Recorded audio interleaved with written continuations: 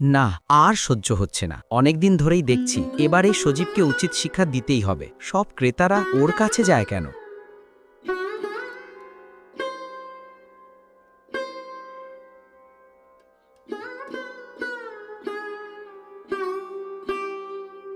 সজীব, এটা তুই কি করছিস? আমার দেখা দেখি তুই সবজি নিবি আর বাজারের সব ক্রেতাকে বশ করে রাখবি। একজনও আমার দোকানে আসে না, আর এসব সব হচ্ছে তোর জন্য। চিন্তা করো না বন্ধু, তুমি চেষ্টা করো, তুমিও সফল হবে। তুমি কি জানো না, অন্যের উন্নতি দেখে হিংসা করতে নেই। সৎ পথে চেষ্টা করলে তুমিও আমার মতো উন্নতি করতে পারবে। কিন্তু তুই তো আমার থেকে সব ক্রেতা কেড়ে নিয়েছিস।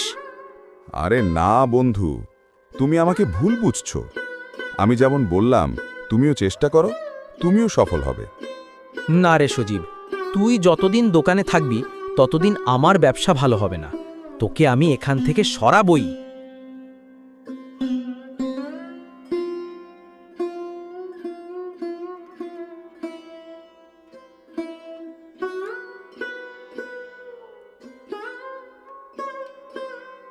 কি গো, কি হয়েছে তোমার? তোমাকে এত চিন্তিত দেখাচ্ছে কেন? বাজারে কিছু হয়েছে? আর বলো না গিন্নি, বাজারে আমার ব্যবসা ভালো হচ্ছে না।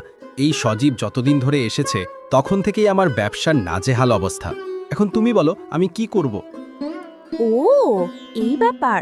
তুমি কিছু চিন্তা করো না, আমি দেখছি কি করা যায়।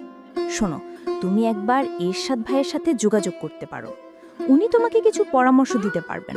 ও হ্যাঁ, আমার তো মনেই ছিল না এরশাদ ভাইয়ের কথা। আচ্ছা ঠিক আছে, আগামীকালই আমি এরশাদ ভাইয়ের সাথে দেখা করব। আচ্ছা, এখন বরং শুয়ে পড়ি, চলো।